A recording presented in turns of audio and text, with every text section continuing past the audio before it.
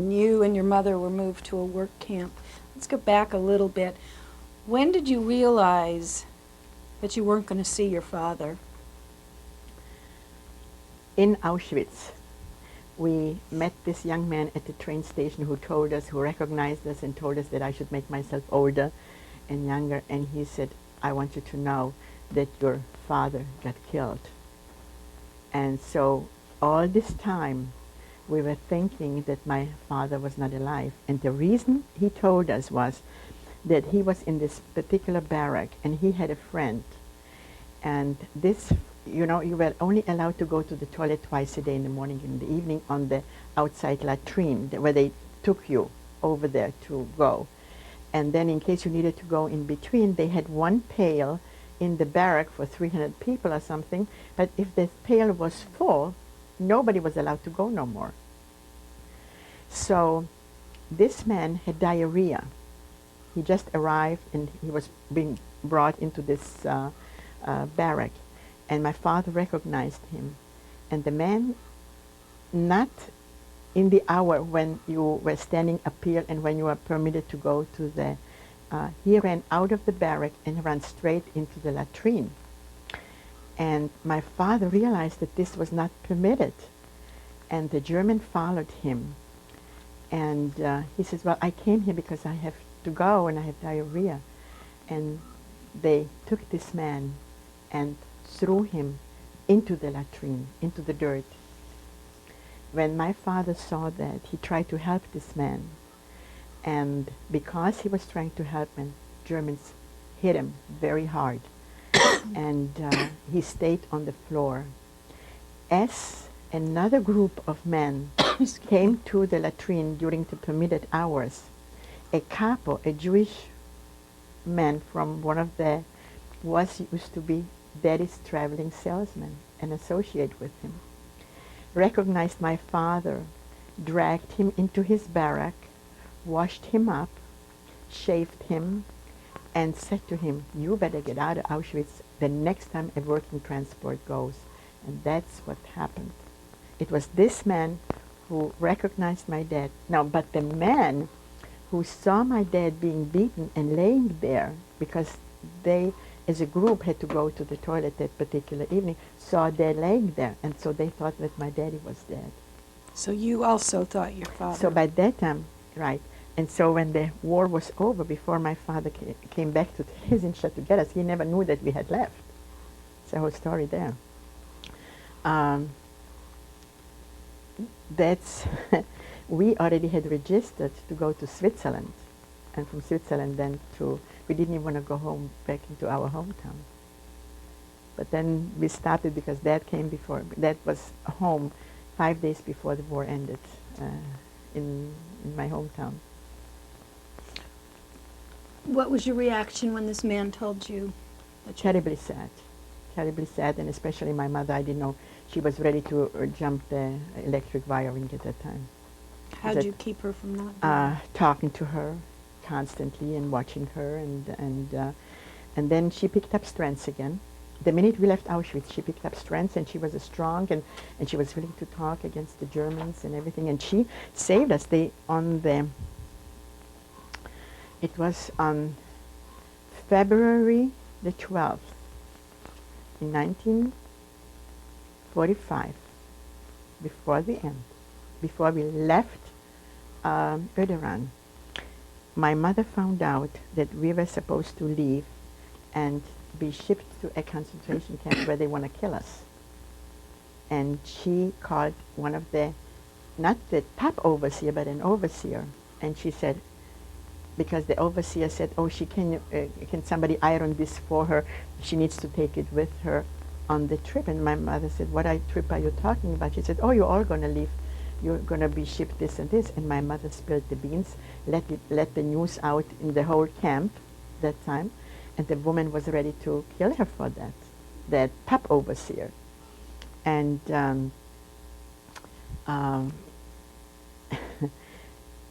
so my mother was very much in it. But anyway, by the time evening came, this woman made the top overseer made a telephone call to Berlin and told them that the beans have been spilled, that the camp knows that we are supposed to go to another concentration camp, you know, be shipped away from there, that we're supposed to get killed, and that there could be a riot or something. So anyway, the top overseer came during the evening meal and said, "You," to my mother, "you won. You are staying here." Let's go back before Oderon. How long were you in Auschwitz? So in Auschwitz, it was just not even a week. It was very short. Thank God. Then you explained how you got to Oderon. How then were you divided into your work? Okay, as the minute we arrived in Oderon, we all were put into these two big rooms, and each room had like almost 100 people in there. And that was behind the factory was another factory that was made into quarters. So we occupied another little factory there. That was the living quarters for the big factory. To the right side of us, on the other side of the street, were some American soldiers that got caught. They were, how do you call this? In other words, the Germans caught them. You know, Prisoners of war. prisoners of war. Then they had Italian men. They were in the second part of the building that we were in. And the part that we were in, there were 500 of us. 200 Polish people, 100 Hungarian people, and 200 Czech people. So we, the Polish people and the Hungarian people already worked in the factory. And the Italian people just started working on the outside with this electrical cabling. What the Americans did, I really don't know. We had no connection with each other, except my mother in the underground had some connections there. That was because she stole coal from the Italians. So we have some warm food. Together with the German overseer. She knew about it. But with a lady by the name of Edith. God bless her. So what was your job? Okay, I first had to carry long iron pieces from the yard where they were unloaded into the factory. Then I had to study the machinery and repair the machines. And once I got hurt with my finger, where my finger got caught and cut off the whole piece, and they took the whole piece. You can still see it here. They didn't sew it. They didn't do things like that for us. They picked up the piece, rinsed it under the water, put it back on, put a tape on it, and that was it, and it grew. And it's perfect. God was with me. You see a little line, but occasionally I can feel a little tension there, you know. But it's a miracle. And then I worked on the outside. As the Außenkommando, they put a uniform on me, a striped uniform. There was 36 of us. And the lady in charge was Miss Kramer. I remember her. And we had to work on the electric cabling and putting more electricity into the factory. That was in winter time. We had no socks. We wrapped our feet in paper and had wooden pantoffels, you know, wooden shoes. It was cold, but we had that coat that we had from Auschwitz originally, and I tore the lining out from that coat because we made ourselves brassieres from it, from the lining, and as I told you, I got menstruated during from Auschwitz to Oderon all of a sudden, and I had nothing to stuff myself with. So I just tore a piece of a lining and I wrung it out and stuck it in again, and that was it. That was the sad part. You had no hygiene there. So when I did arrive in Oderon, I told right away the overseer that, not the top one, but the lady that was in charge of our group there, and she brought me pads then, and everything was fine. What kind of woman was she? She was a single woman. They all were single women, and they were proud to get pregnant by soldiers because they're going to carry a child for Hitler. And the minute they got pregnant, had the child was taken away from them. You know, they did something for the Führer.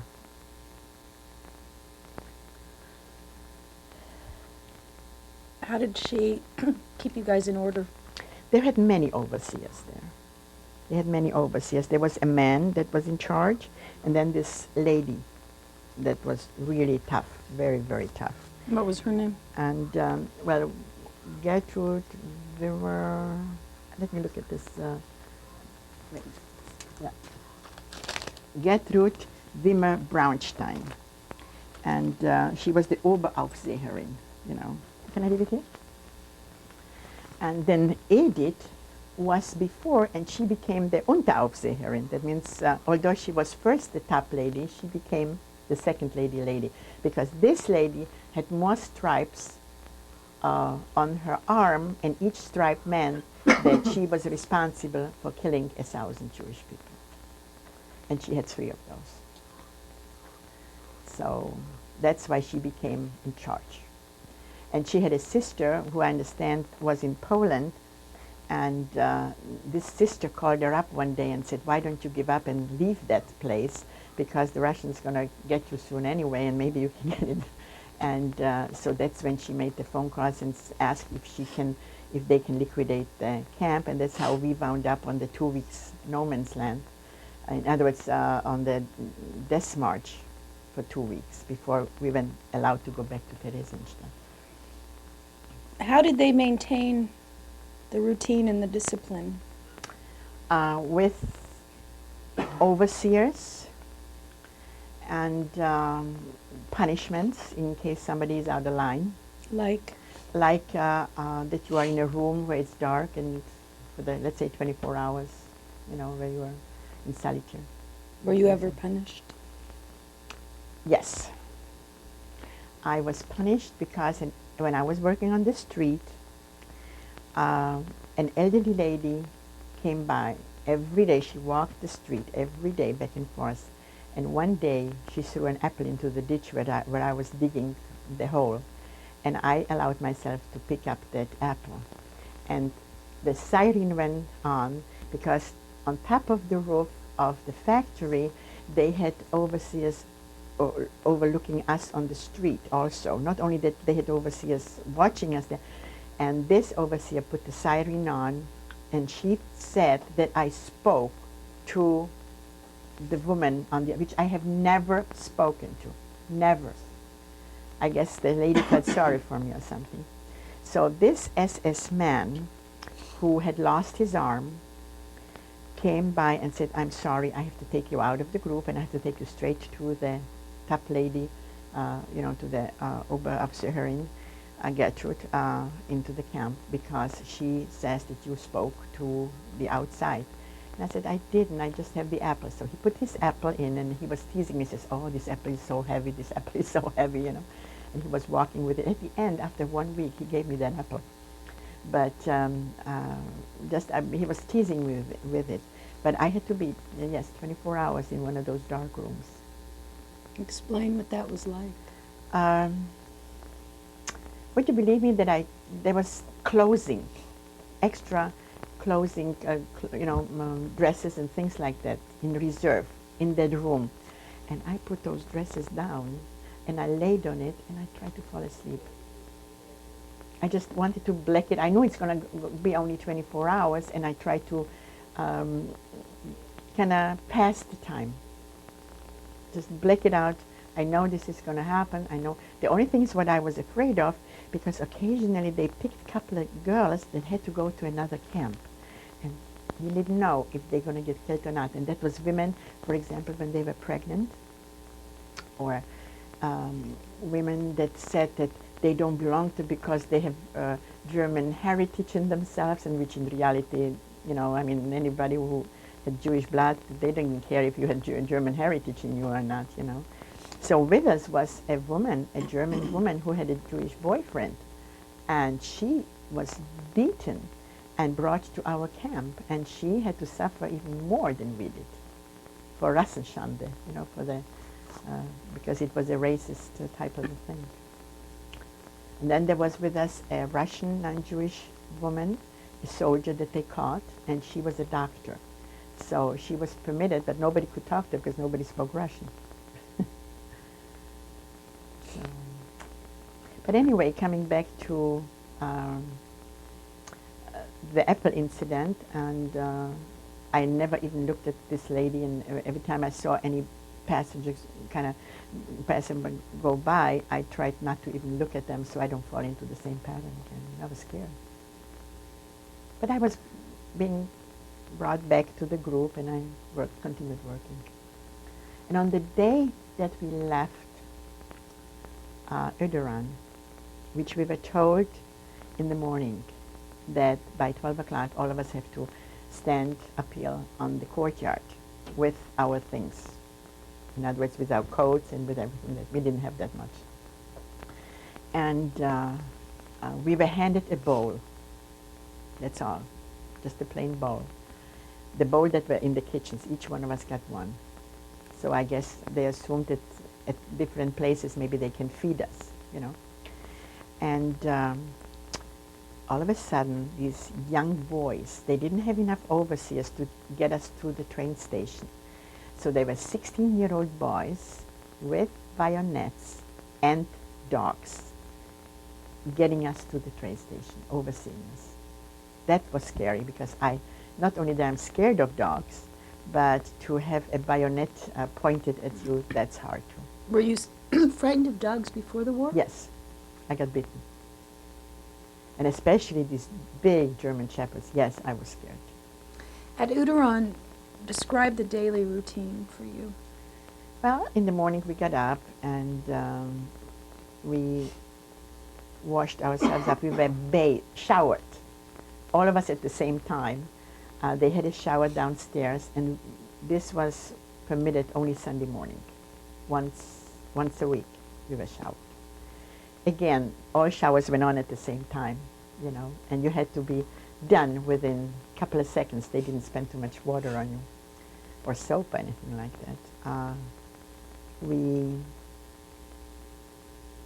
don't remember a towel or anything. I think we had a towel, a small one. What did I think of it? Because we had no place to hang it. I don't remember. But we got a blanket. We had a blanket in Uderan. Each one of us got a blanket, so that was good. And as I said, we washed ourselves, and that was like a fountain with 8 faucets at the same time. There was like a big room with at least 4 or 5 these fountains, you know. And that was upstairs, and that's where people used to wash themselves. Toilets, they had a couple of them upstairs and a couple of them downstairs. If you worked on the outside, you could only go during the break, you know. And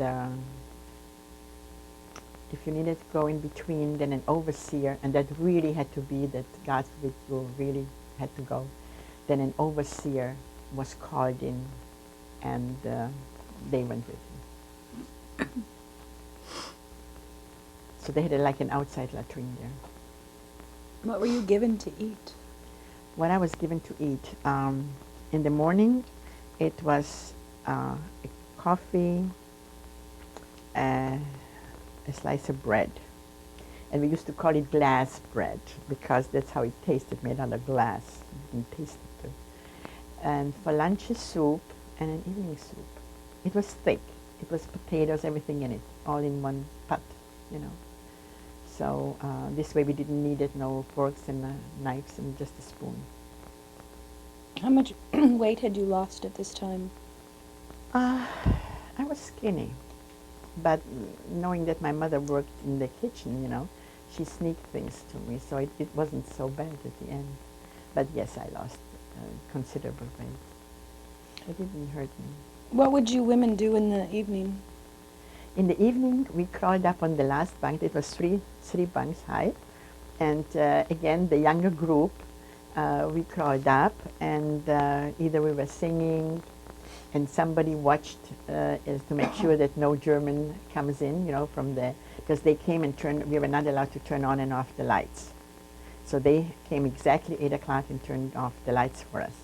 And so we made sure, and sometimes they came in and checked again if it's quiet and if all of us are covered and all that stuff. So we had people spying if the Germans are coming. But in the meantime, we crawled up, and then we were cooking, the best cooking classes. Anybody who had a good recipe, we were dreaming what we're going to eat. If we're going to have a roasted duck with red cabbage and dumplings, or a good Wiener Schnitzel or something like that, you know.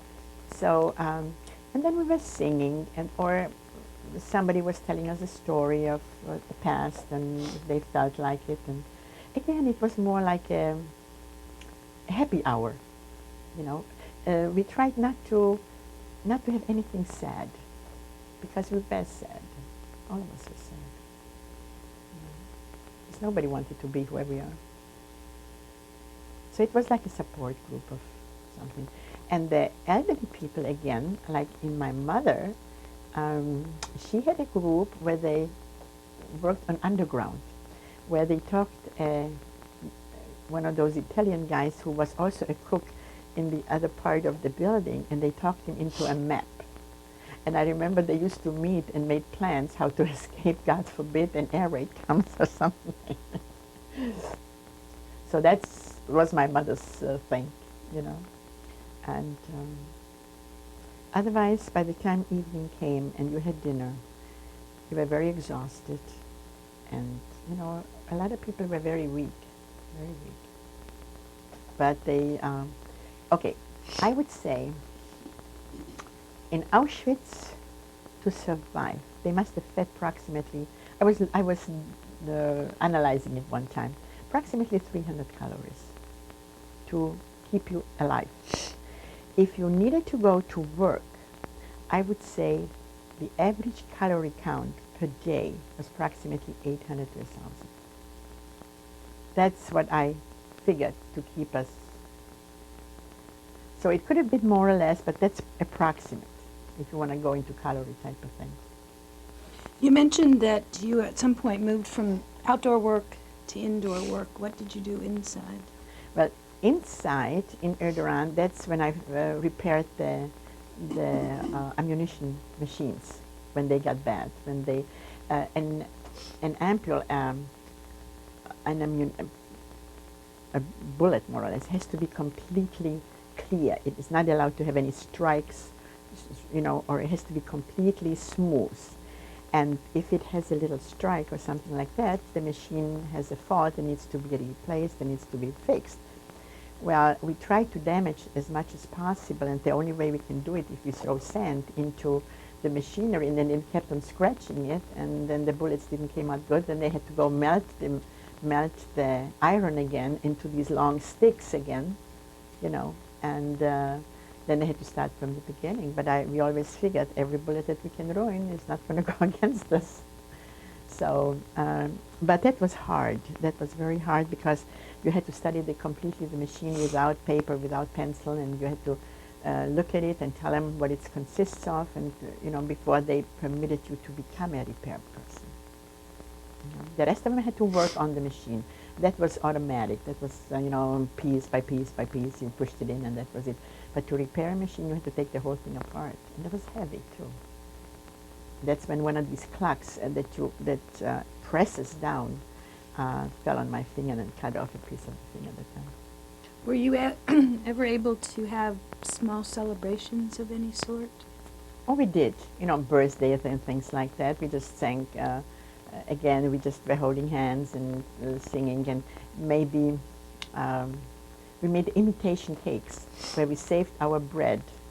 And we did get a little bit of sugar with our coffee, and maybe we saved the sugar, and we made little, you know, we were rolling the bread and made patties, and just, you know, you improvised and believed that it's the best cake available. Did you also improvise with gifts at that time? Except the gifts that I showed you, that if we found metal pieces on the floor, we took them and then we took a nail and made a homemade jewelry out of it. Did you ever do that? Yes. Could you describe what you did? Well, I made my mother a little, it was a pendant, but we didn't have a chain. So from the coat, I pulled threads and I braided them. And that was the chain that my mother then wore with this little pendant. So I would say it was just scratched out on a piece of metal. And if you had a friend who worked in the factory and he had possibility to have a file on hand, and they did this when nobody looked at and filed it off for you. Because we didn't have any files or any instruments or anything like that. How long were you in Odoran? Well, let's see. I arrived in Odoran on the 27th of October, and I entered on the 11th of April the Death March. Can you describe how that came to pass?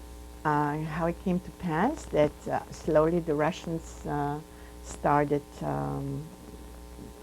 coming closer and the Germans were scared to be captured by the Russians, and they needed to evacuate to show they didn't want to have any proof that there was an ammunition factory and that there was a concentration camp.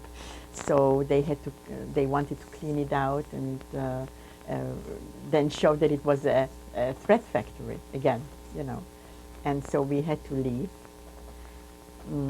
with all our little belongings, and we were like 2 weeks in going back and forth, like on a death march, where we were on a wagon, for example, for a couple of days, and then we had to walk again. And then we were put on a wagon again, and we were taken to different places, and the top lady, she was hoping that we can be dropped off at another concentration camp as soon as possible, because she was ready to throw her uniform off and go into civil clothes and take off. But as long as no other concentration camp was willing to do this, then she needed to overseers with her little pistol and with her little overseers to keep us in line. Otherwise, there would have been a riot, or who knows. How many of you were there? 500 altogether. Where were you in the line? Oh, you mean in... on the march. Oh, on the march?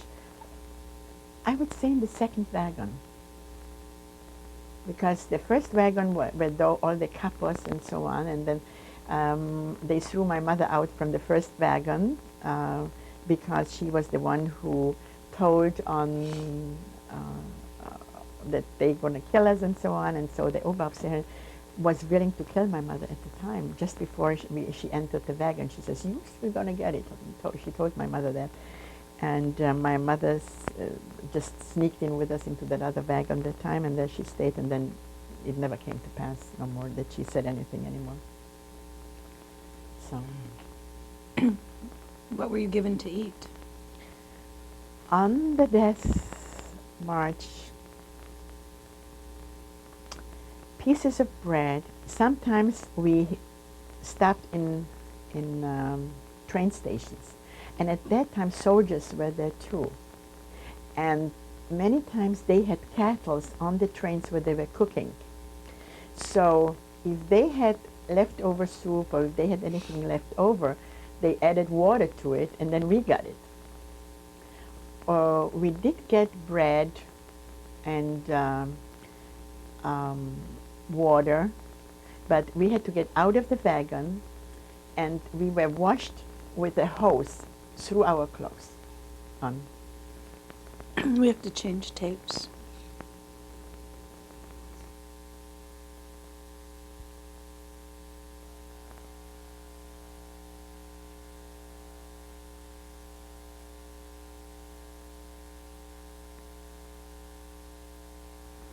We were talking about the death march you were on.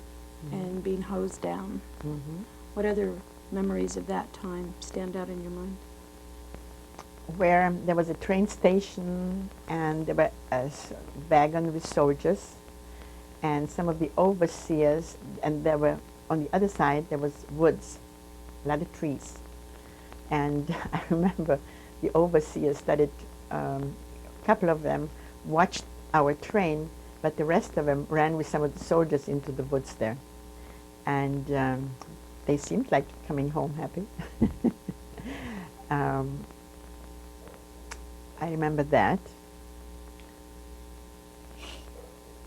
Otherwise, we were close to Dresden when the big bombardment was there. And anything that we found in white, we started waving at, to make sure that they won't bomb the train. Let's see, what else do I... Oh, the nicest part was when we were told that we have to get off the train, that was in Teplice, Schanov, and we have to walk toward Theresienstadt, because now we knew we were not going to go anywhere where they're going to have a death camp anymore. Being in Theresienstadt, we could visualize where we're going to be going. You sort of felt like you were going home. Right, right. And knowing that the Germans had left us before, approximately like 500 yards before the gate, and you could see them undress their uniforms and jumping into regular clothes. You know, that they didn't want to be caught as the Russians and the British and so were closing up on them. They wanted to go into the American zone because they felt they're not going to be as punished as harshly as if the Russians catch them. So they were very eager to leave the transport, very eager. So, and there were two overseers that ran away during the night when we walked. Then, and so the top overseer became very nervous because she felt that she doesn't have enough guards now to guard us. So she was really, she kept on asking us to walk faster, because she knew the time was at the essence then. What would she do if someone fell? What? What would she do if someone fell? They were put aside. They got shot right on the street. And you saw that happening? Yeah. Anyone you know? Not from our group, but from the Polish group, yes. Yes. So once they dropped you on the outskirts of Terezin, then the gate opened up, and our own guards, the Jewish guards, you know, from Theresienstadt, you were brought in, and again you had to go through showers, and you were examined if for any typhoid or encephalitis, you know, if you have any sicknesses, so they know if they should separate you or not. You were put through disinfection, and you got new clothes again. That means that particular clothes you had to shed. And or you could have kept it if there were certain people that had relatives there, and they claimed them, and they could go with them. Let's say if my father would have been in Theresienstadt. Now, for example, my uncle was in Theresienstadt, and he recognized us. Now, but he was, because the war was over so very soon, he was already registered to go home. You know, he had these two little boys at the time, and his wife declared herself half Jewish, so she didn't have to go right away to the concentration camp. But he, being in a mixed marriage, he had to go the last few months. A couple of more. If the war ended a couple of months later, nobody had to go to the concentration camp no more. So it was just a little bit too long. so back in Terezin, Yeah. So we had stayed in Terezin, and we were there during the time the shooting was between the Germans and the Russians, and there was like a day where we did not go out from our uh, place where we stayed. And that was, I stayed in the school, which today is the museum. And there we stayed like 24 hours or so until we were told that the shooting is over. And then we saw the big Russian tanks come in, and everybody ran to the street and welcomed them, and they started throwing cigarettes into the air and food into the air, and people were catching it, and they felt good. But then the Russians tried to take advantage of some of the women during the night, and that was bad, and dragged them into toilets. Did this happen to you? From my room, yes, some girls were dragged. Were you? My mother, God bless her, she pretended that she has a baby on her arm, and I was scooching right under her. And then she covered me up, and I had like a little babushka, and then we stayed like that, and my mother only prayed and said, please God, just, I hope he passes it by. They used to go at night with battery, you know, with lamps. So I was spared. But I worked at night. From 3 o'clock on, I worked in the kitchen to prepare breakfast. Because right away I signed up, my mother was very sick. And in front of the place, there were Russian soldiers guarding the typhoid quarantine, and I was scared to go to work that time. And so I quit my work because I had nobody to go with me. And I was scared to go as a lone woman at night. So that was the end of my work in the kitchen. And then what? Huh? And then what? Nothing. I didn't do nothing until I went home, until we left. How long were you in Terezin the second time? Well, the second time from the 21st of April to the 20th of July, June. So a month.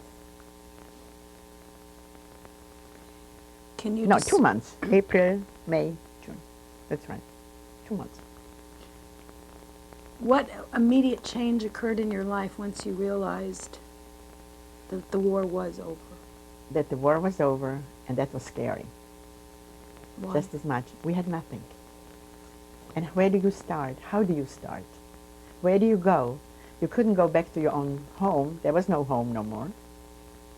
And thank God my father came and didn't thought that we left ever Theresienstadt, and so he saw us on the list on the gate that we were back from Auschwitz and Iran. And so he called us to the gate, but he was not allowed to even kiss us, not allowed to shake hands, nothing, because we were under the typhoid quarantine. So he went back to my hometown, got himself an apartment from a German that was being thrown out. So now it was the other way around. And then came back for us after our quarantine was over. And so we went home. It usually takes 4 or 5 hours.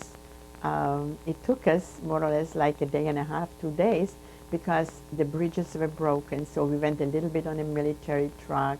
We went a little bit with farmers, you know, with the horses. A little bit we walked, and that's how we got home. Describe that when you saw your father. When I was called that I'm supposed to come to the gate, I was told that my father was dead, right? I didn't know that my father was alive. So I was hoping it's my boyfriend.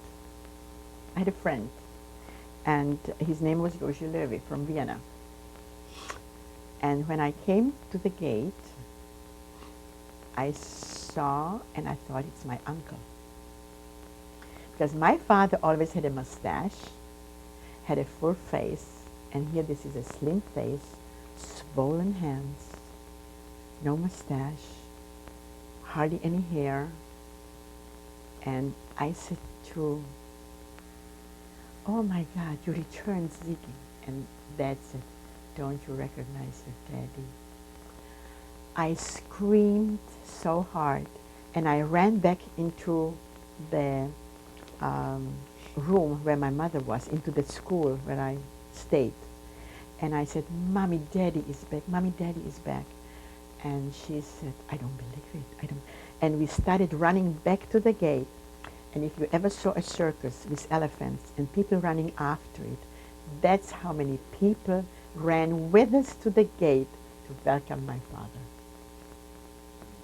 But I was not allowed to kiss him. I was not allowed to hug him, nothing. And my dad, when he found out what the situation was, that we were not allowed to leave until the quarantine is over, the typhoid quarantine, my dad said in that case he wants to go home, whatever home it was. And the first night in a 2-bedroom apartment, 24 of us slept on the floor. But we had a roof and we had a bathroom to wash up. We had no soap and no towels. Do you recall the name of some of the friends you made during your Yes. incarceration? Okay. My best girlfriend was Hanka Stranska. And I just recently, I wrote a letter because I wanted to know if she still was alive or not, because the last time, 3 years ago when I went to Prague, I was looking for her. I found a relative of hers in the bulletin by name of Pavel Stransky, and I was just told that she passed away. Zuzia Robicek came back, and the day she arrived in Prague from Bergen-Belsen, she died. Then I had Dolly Stern. She went to Switzerland after the war. Her parents didn't return. Her father was our children's doctor in Brno. She had a sister, Eva. Eva was saved, but in Auschwitz she was hiding, and it was an American soldier who found her and wanted to adopt her, but she didn't want to be adopted, and then stayed with her sister then and her aunt in Switzerland.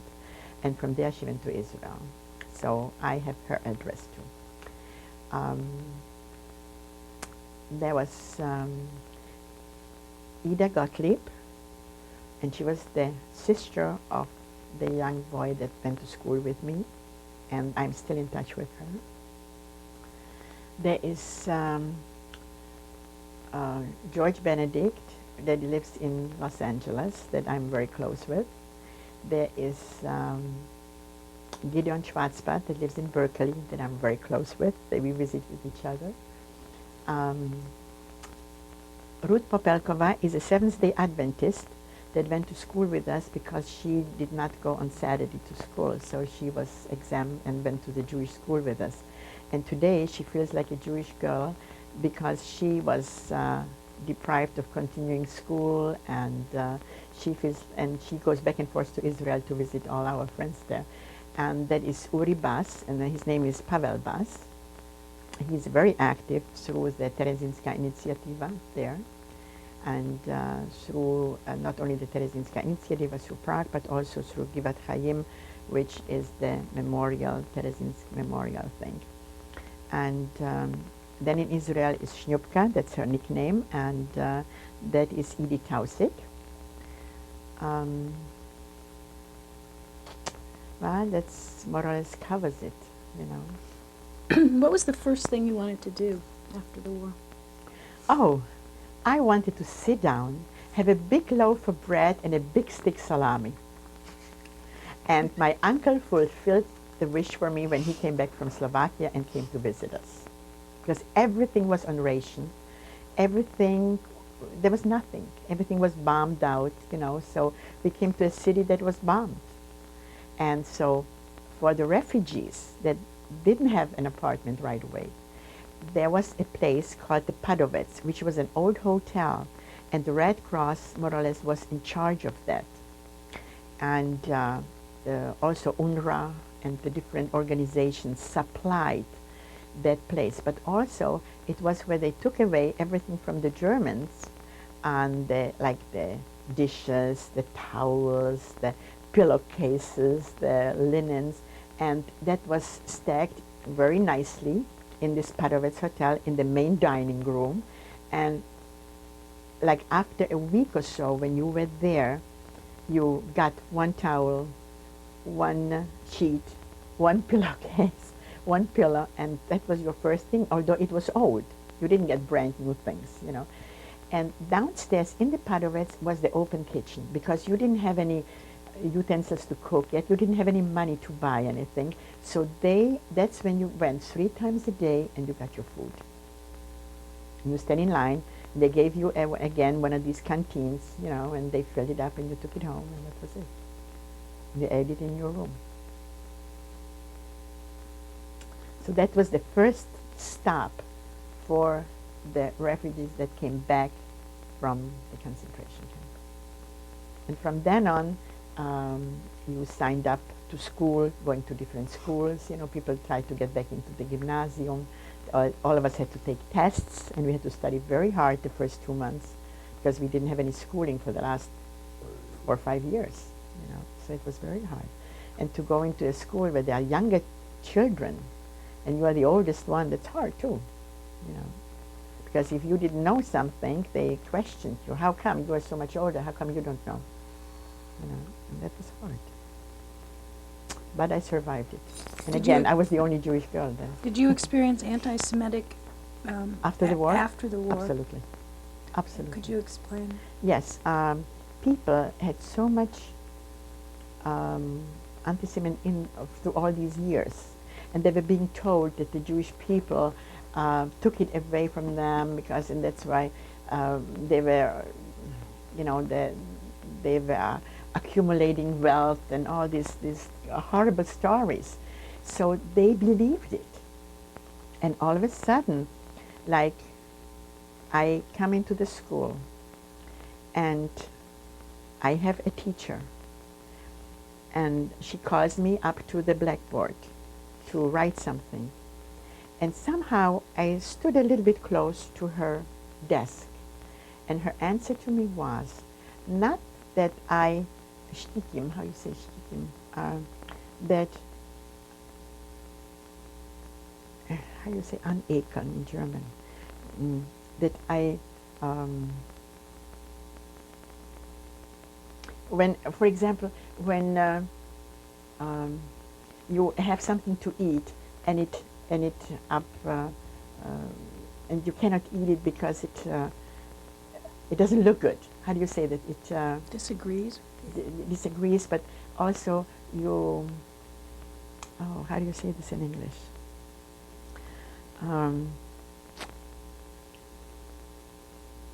Not that she is afraid to touch me, you know, but she would prefer if I would stand further from her.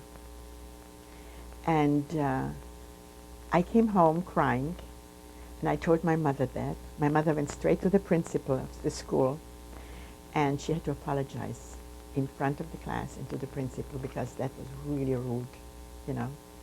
That she doesn't, how will you say that in English? Where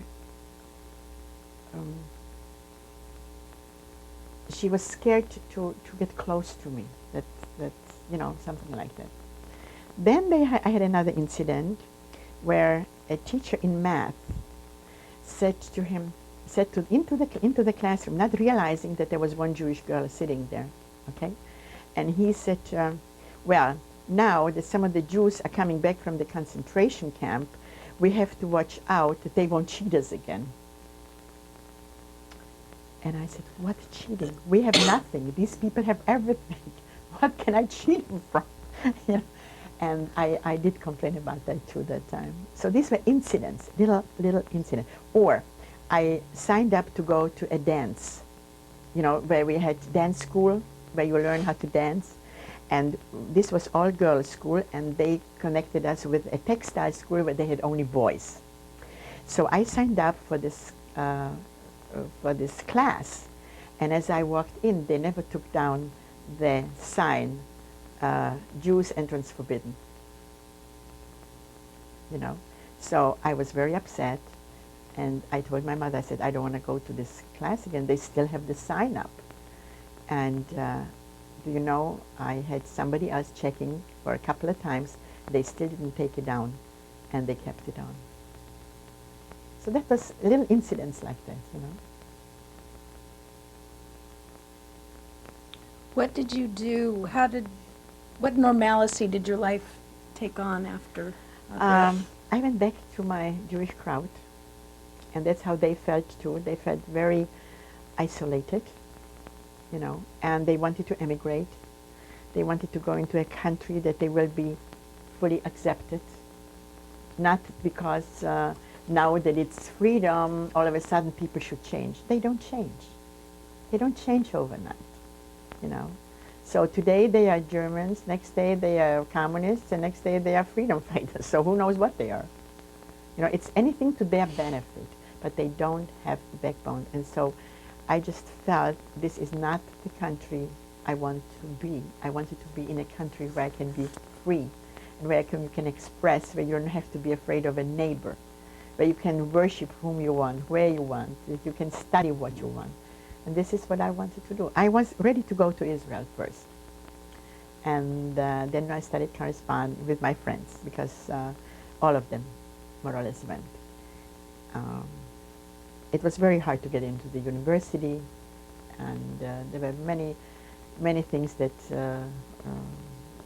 people became very apprehensive, and especially when the communists came. During the time before, where the democratic country was, it was okay. But the minute the communists came, the Jewish people had it very hard. So a lot of them tried to emigrate, and so did I. But then I started corresponding with my beloved husband, and he came to Czechoslovakia, and we got married there. And, When did you get married? the 8th of April in 1949. So we corresponded a year and a half, and I have all the letters still, and he has all the letters too. It's a whole suitcase full of stuff that I didn't want to bring out today. When did you come to? What happened is he wrote me, his aunt had a birthday, and we lost our address book. And accidentally in the tram, in the train, I hear English speaking, and I said to this lady, "From where are you?" That was after the war. And she says, "Oh, I come from New York." And I said, "Oh my God, I know I have relatives there." My mother even talked to her. And I know we have relatives there, but we don't have any addresses or anything, because all the address books are gone. And so she said, "And what's their name?" And we mentioned it, and she says, "Oh, that's my doctor." And so anyway, when she went back, she gave them the message, and they wrote us the address. They wrote us back. You know, we exchanged the addresses and so on. And my mother sent a picture and family pictures and wrote a letter to the aunt who used to live with us 6 months out of the year, every year before the war. And she had a 75th birthday and had a party. And one of Kurt's aunt saw the letter and the picture that my mother wrote. And she went to Kurt and she says, "You have to see that picture. That's the girl for you," and so on. I had no idea. I had other friends. And Kurt sent his mother there to get it. And then he looks at the picture, and then he said, "Mom, you better look at it good, because this will be your daughter." And I had no idea. So we wrote to each other for a year and a half, and the first letter was that he was interested, that he's so glad that I survived, because he remembers me as a child. You know, I was 7 when he was 13 when we saw each other for the first time. And he either boxed me or kissed me. And so then he wrote in his letters that he's so glad that I survived, and what my plans are, and so on, and that it would be nice if I could come as an exchange student, you know, to America. So I applied as an exchange student, and the Czechs told me that I can either go to Poland or Russia, but not to America to study, you know, because it was already. And anyway, that's a whole story, a separate story, how we got together. And then one day on his letter, he proposed, and he said to me that he would like to marry me. And even if it does, if I can come with him back to the United States, and even if it doesn't work out, he will always take care of me like a baby sister. Because his mother always wanted another child named Ruth, and now he has the Ruth. And so that's what happened. We got married, and God willing, it will be 50 years, April the 8th, this coming April, that we are married. I have some reflection questions to ask you. How often do you think about your Holocaust experience? Almost every day. And my husband gets mad at me because I do think of certain things that still are hard on me, and especially because I had to lose my two cousins that I loved, the two boy cousins. From my father's older brother, the two sons, I was very close with them. One of them went to the same classroom with me, and the other one was 3 years older. And that's, I still don't understand why they had to lose their lives. You know, if you lose an old grandma who is over 80 or something, that's bad. And because both of my grandparents on my father's side died in Auschwitz. You know, that's very hard. But these people got shipped to another place, which I don't even know the name. And they didn't have gas chambers or nothing. They had to dig a ditch. And I found out in Jimora, or somehow that name was, where they were shipped to. And they got killed there, you know, where they had to dig their own ditch and get killed. Some of them, I understand, even had to, were put into a regular car where the gases went inside, you know, where the exhausts killed them and so on. So I don't know. I don't know how they died. I don't know what happened. They still went to Theresienstadt. I helped them pack. And that was the last time I saw them. I would say that's the hardest on me, because we were like sisters and brothers, you know. Do We you studied together and so on. Do you have recurring nightmares? Oh, yes. Could you share those with us?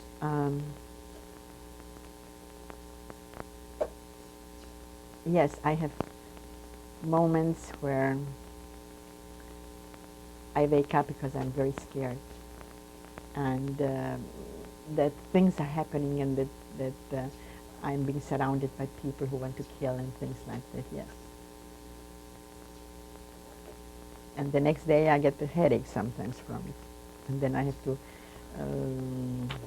kind of calm myself down and talk to my husband, God bless him, and then he has to listen to me. How do you feel your experiences affected you as a woman?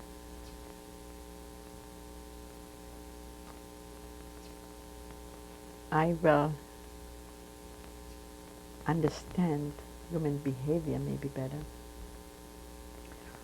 I will try to understand if a person says that he has mental problems, because I have seen a lot of mental problems because of stress, that I will never say this could never happen to me, because it can happen to me. You know, it happened maybe to other people. Thank God I survived in an okay way, that I still think clear. Health-wise, I'm suffering for it, because I lost calcium in my whole body, especially in my chest and in my back. And I had 180 calcium shots after the war, and some liver shots and stuff like that. And I had 8 surgeries in my mouth. And thank God I was young, that I can cope with it at the time. But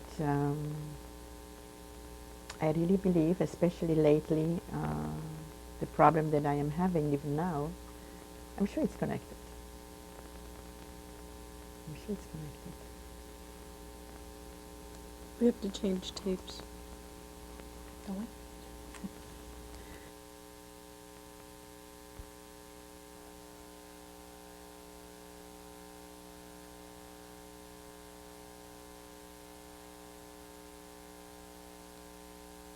I was asking you some reflection questions. Mm-hmm.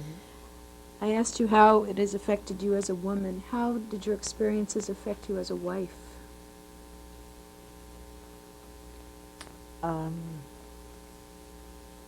I try not to let it affect me. You understand? That means I try not to spill it over into our marriage. But I find myself, yes, when I do have dreams, that thank God I have a husband who is understanding, that I can talk these things over with. And I believe that helps me a lot. Because I know I have another friend who cannot talk to his partner, because his partner doesn't want absolutely nothing to do with it. And that's hard. And I know that person is suffering through that a lot. So I think I'm blessed by somebody who understands me. How did it affect you as a mother? As a mother, I didn't want to talk about it the first 21 years at all. I tried to protect my children, being overprotective, making sure that they go to the right places all the time, that they won't, I would say, suffer, that nobody should hurt them, nobody should say something to them. I was overprotective many times. And my children used to tell me, oh, but Mom, don't have those European ways, you know. And it was not that it was European ways, it was that I wanted to protect them from not being hurt mentally the way I was hurt. They had no idea? They had an idea that I was in a concentration camp, but I have not spoken openly before. They knew from my mother and father that we have gone through the camp and so on. I was working. My mother-in-law lived with us. She helped me send the kids off to school. When I came back from work, I used to drive them to Hebrew, to ballet, to different lessons and Scout and Bluebirds and so on. So we had activities that we kept busy with, you know. The first time, which year was it? In the 70s or so. I went to the second Holocaust gathering in Los Angeles, and I took both of my children with me. And they had a special kind of an informative hour where they had a dialogue between the mother and children, where they showed a picture on the screen, stopped it, and then you had to talk to your kids. And show the picture again, and you had to talk to your kids. And all of a sudden, my children looked at me and said, Mommy, did you really have to go through all that? I said, honey, that's nothing. This is just a beginning. It's just a picture. And so that's when, for the first time, I tried to talk to them about it. I also, when I talked to other people then, or classes and so on, I taped myself. And I didn't talk to them directly, but I let them listen to my tapes. So that's how I got through to them a little bit. After that, my daughter interviewed my mother, and my daughter interviewed my father. And I have the tapes of that. So that's when she learned more about it. How did your experience, excuse me, how did your experience affect your belief in God? That is good, because my grandma taught me a prayer, the evening prayer, by heart as a little child. That's all I knew by heart, and the Shema and the Verhafta. Every night I used to say that. And people used to say, even in the concentration camp, they said to me, but if God listens to you, do you really believe he would put you in here? Why do you do this? Why do you continue praying every night this little prayer? And I said that I believe that God created such a beautiful world, only people make it so miserable. And he's going to help me out. And would you believe me, maybe it was this little prayer that from 200 people that came back into my hometown, I'm the only one where mother, father, and child returned. Either the child or the mother or something. So what can I believe? What is the prayer? The Shema and the Verhafta. The evening prayer and the morning prayer, whatever you want to call it. You know. But that was a little prayer. That's what I used to say every day. And I still do. I still do. So I believe in a God, not necessarily the way the most Orthodox people believe in it, but I believe there's something mighty on high that saved me, and saved my mother, and saved my father. And for this I'm grateful. And for this I'm very thankful to the God, whoever he is and where he is, that this is what he did for me. How did your experience affect your belief in your fellow man? Oh, tremendously. In what ways? In what way? Because the people stood behind me and I stood behind them. That means we helped each other out so much that I believe if it would not have been for my friends and for my fellow man, that I could not have survived. How did it affect your feeling about towards non-Jews?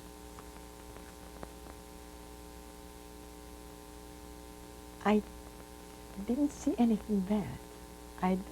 I felt bad about the people who were the Germans who did these things to me.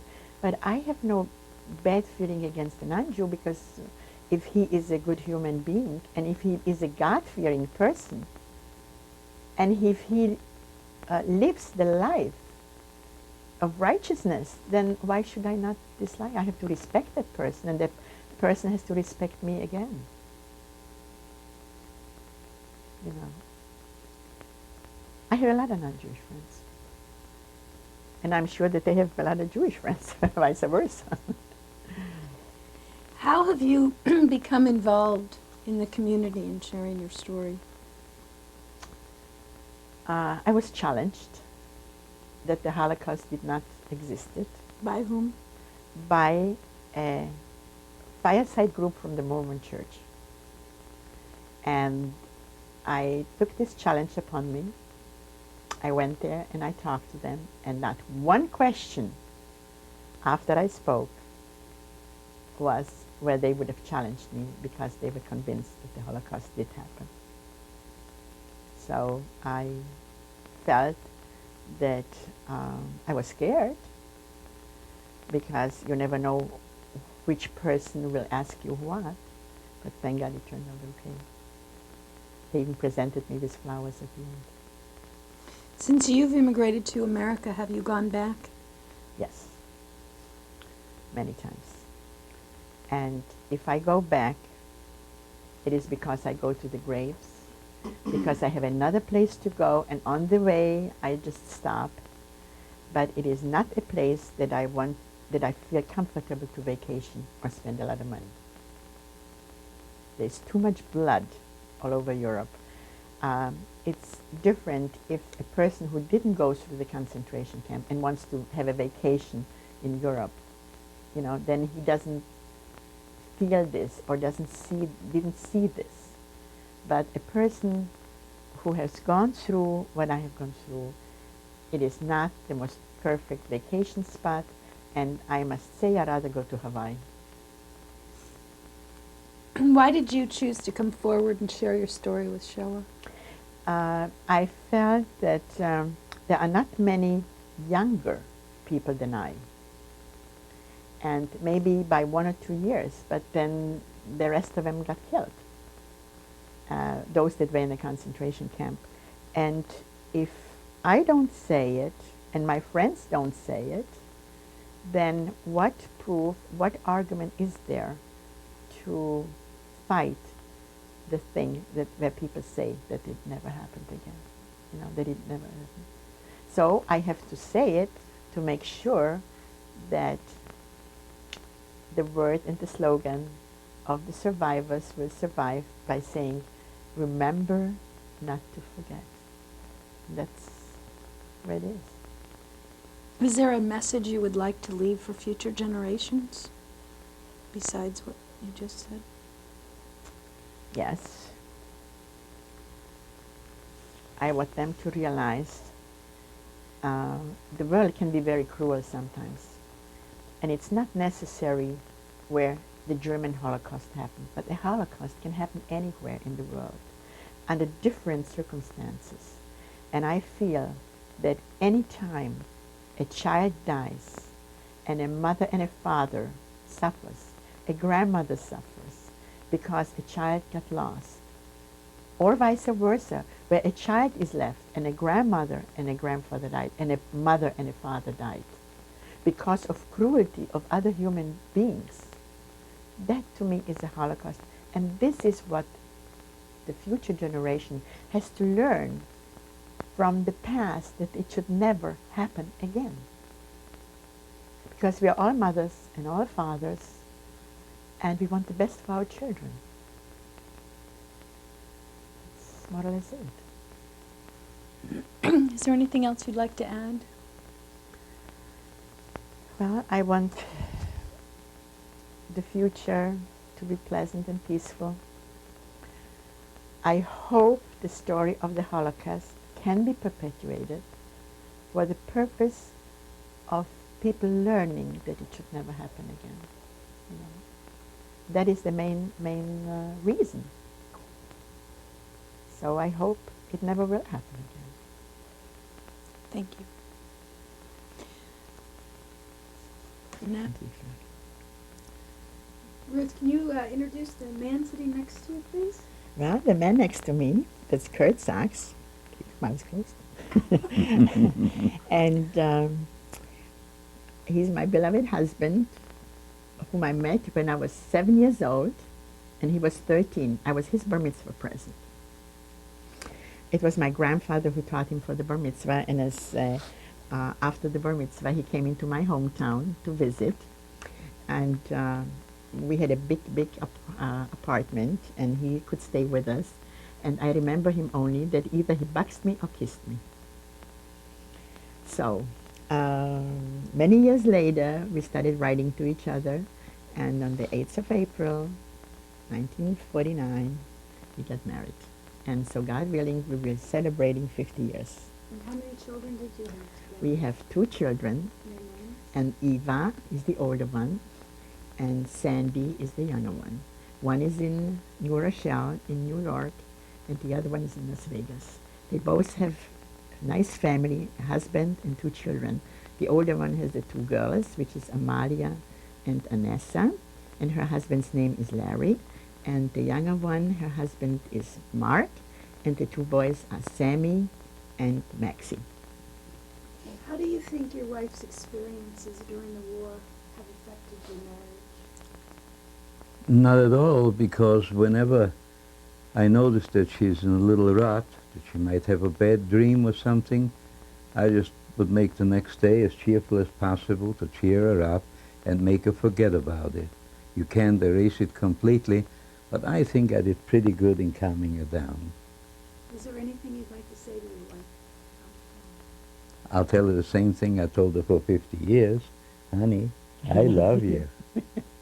I do too. That's nice. Thank you very much. Thank you. This dress is my mother's dress that she wore from Auschwitz to Erdogan, and then wore it in Erdogan. And if every week we had to bend down, and so they can paint the cross to make sure this way she cannot run away. And as you can see from the front, the buttons were taken, the color was taken, and here the color from the sleeve to make sure, and the belt. And this is what she had to wear with an apron when she worked in the kitchen in Erdogan and on the way home. She didn't want to take the dress back to United States, so she left it behind, and a girlfriend of hers saved it.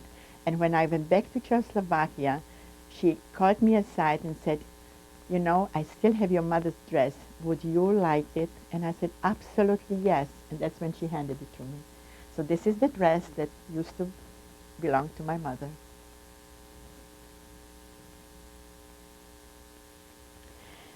This little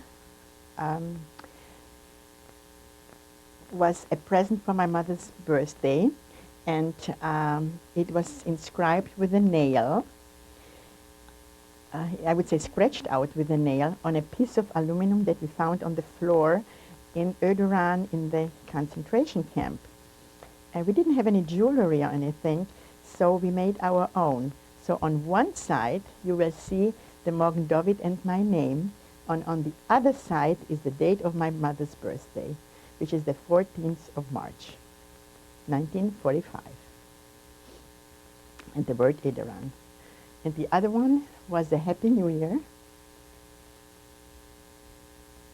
The other one is a Happy New Year with my mother's initials, and it was on the 1st of January, given to her in 1945.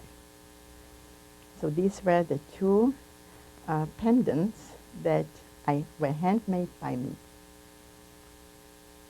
On the left side, you will see a cook made out of bread, saliva, and colors that we found on the floor in the concentration camp.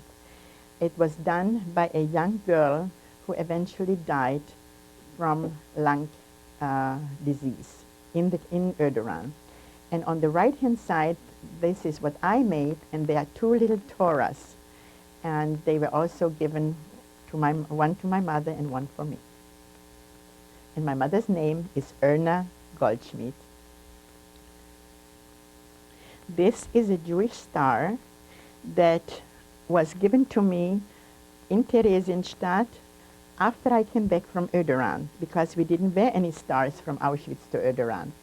And that was a star that was given to all Jews right after Hitler came to our country, and all of us had to wear it on the left side of our, below the shoulder. This is the insignia of the school I went after the war. It was called Charlotte Garrick Masaryk. Masaryk was the first president of Czechoslovakia, and his wife was an American, Charlotte Garrick. And the school was in her honor because she was the most beautiful person, and I was very proud to go into the school that was named after her. This was my first Jewish Zionist pin that I was given when I joined Gordania Maccabi Hatzair after the war, and I was so proud to wear it because I was free and I could wear another star, but not on a black one on a yellow background. This was blue and white, and I loved it. This picture was taken before the war, and this is where my parents were born and grew up. The place is called Pochorelice, or in German, Poalitz. It is approximately 25 kilometers from the main city of Brno. In the front, the first on the right side, is a hotel and a restaurant. It used to, the cousin of my father, Wilhelm Adler, used to own it. The place doesn't exist no more, and it is completely taken away brick by brick. And so are many other Jewish homes and the synagogue that was completely erased in that little town. There were approximately 500 Jewish people at that place. On the right side, approximately the third home, this is where my mother grew up, and that belonged to my grandma. This is the picture of my father as a little boy, but I'm really sorry, I don't know which year it was taken. I figure it must have been like a 5 or 6 year old kid. And his name is Oskar Goldschmidt.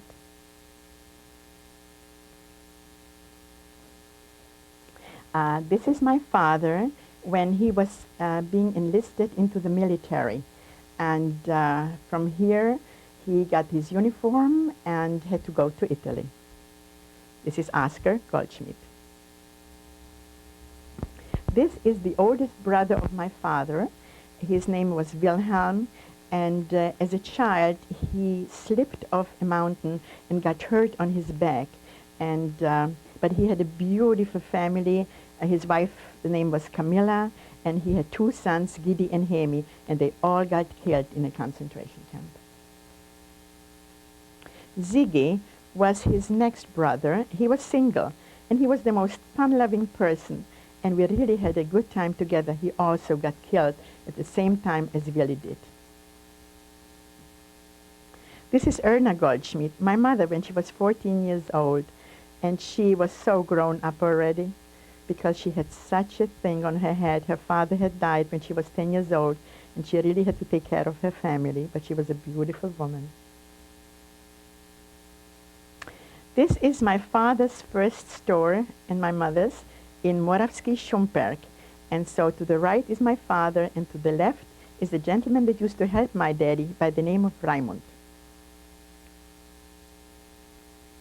This is the house that my mother was born in, and the store that also my mother ran. And then when my aunt got married to Siegfried Pfeffer, my grandma let him run the store, and that's why it is called Pfeffer. But this is the house and the place that my mother was born and grew up. This is my mother, Erna, and my father, Oskar Goldschmidt, and this is when they got married, the 12th of May, 1925. This is my grandma, Nettie Cohn, born Krakauer, and she was a beautiful woman and really took care of her family. And this was taken also in Politz. This is my grandpa, Franz Kohn, and he got killed in the First World War in 1916. He was also a big, tall, 6-footer, and he's the one who was a baker. And all these pictures were saved because they were hidden with an aunt of mine in Brno that, thank God, did not have to go to a concentration camp. This is my grandma and grandpa, Clara and Josef Goldschmidt, that were a beautiful couple, and they both got killed in Auschwitz. Okay, this is Nehemias and Gideon Goldschmidt. These were my two cousins from the oldest brother of my father, Willem, and I absolutely adore them. We were like brother and sister. They also got killed during the concentration camp time. I miss them terribly, and whenever I think of that somebody I would like close to me, these were the two boys. Hemi and Giddy were the nicknames. I don't know if I have mentioned before, but this was my grandma, and her maiden name was Krakauer, and her married name was Kohn. So this is Nettie Kohn. This is me, Ruth Goldschmidt, on the picture with my mother, Erna Goldschmidt. And this is after I was born. And I was born the 6th of July, 1928. This is my uncle, my mother's youngest brother, Manfred Kohn. And he died also, but he was a partisan, and so he did not die in a concentration camp. On the left side, that's me, Ruth Goldschmidt, and on the right side is Dita Pfeffer, which is my cousin of my aunt, the daughter of my aunt Elvira. This is my school picture from the Jewish Reform Real Gymnasium. In the first row, on the left side, is my cousin that got killed. And on the right side, the second one from the right, that's me. I'm alive. From all these girls, the third one from the left, and the fourth one from the right is still alive. The rest of them are dead. This was my youth group from Maccabi. I am the one on the far left, the tall standing one with the white collar. And my cousin is in the second row from the right, the second one.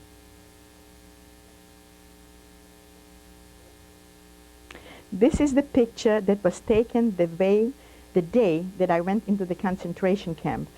And I didn't see the picture until after the war. This is the house that I lived in after the war on the first floor from left to right.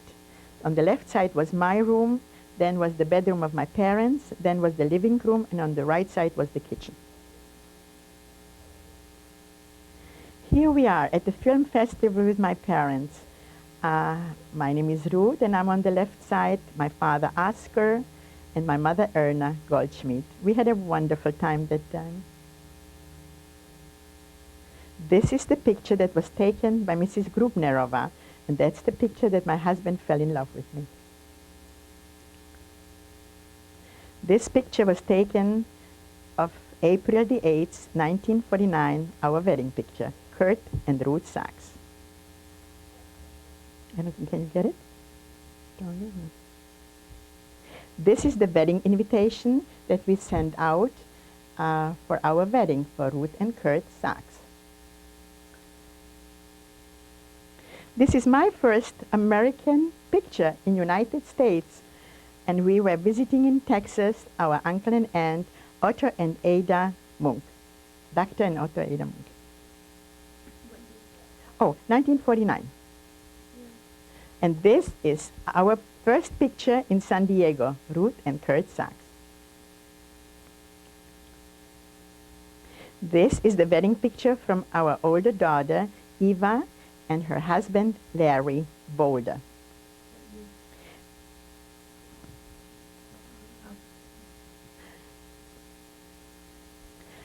This is the wedding picture from our younger daughter, Sandy, and her husband, Dr. Mark Scheller. These are the two boys from our younger daughter, Sandy, and Mark. And the children's name is Sammy and Maxie. These are from my older daughter, Eva, and Larry, and the children's names are Amalia and Anessa.